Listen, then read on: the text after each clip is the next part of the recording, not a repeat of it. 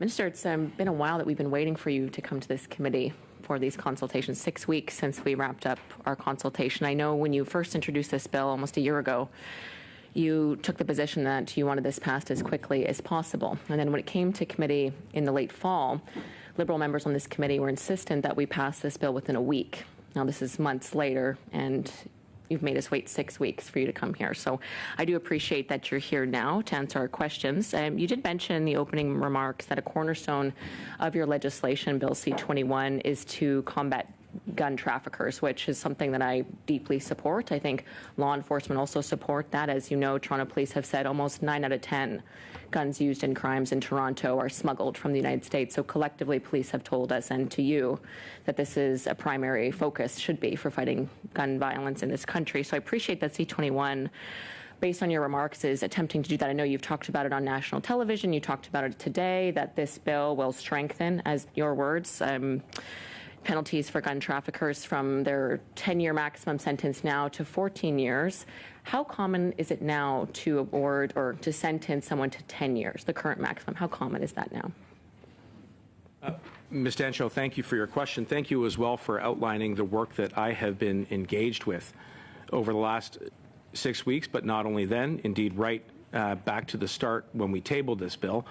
And I have heard loudly and clearly from Canadians from every walk of life, including from gun owners and First Nations communities and Canadians, about what they expect out of this bill, which are smart gun laws. Right. You've asked me about maximum sentences. Right.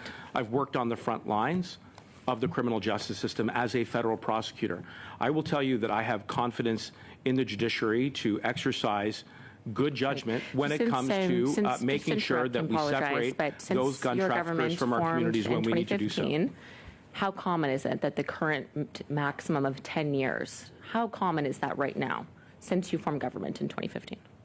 Ms. Dancho. Is it common at all? Does it happen quite a bit? Ms. Dancho, every single case is taken on its facts, but I have confidence in the judiciary to use the higher maximum sentences to make sure that gun traffickers who terrorize our communities with guns are separated from the community so we can keep our communities safe. I would hope that that would be the case, certainly, given how many lives are being taken, given how important it is that we tackle gun smuggling. I would agree with that statement you made. However, the information that your office provided to my office is that not one person, since the Liberals formed government in 2015, not one person has been awarded the current 10-year maximum sentence.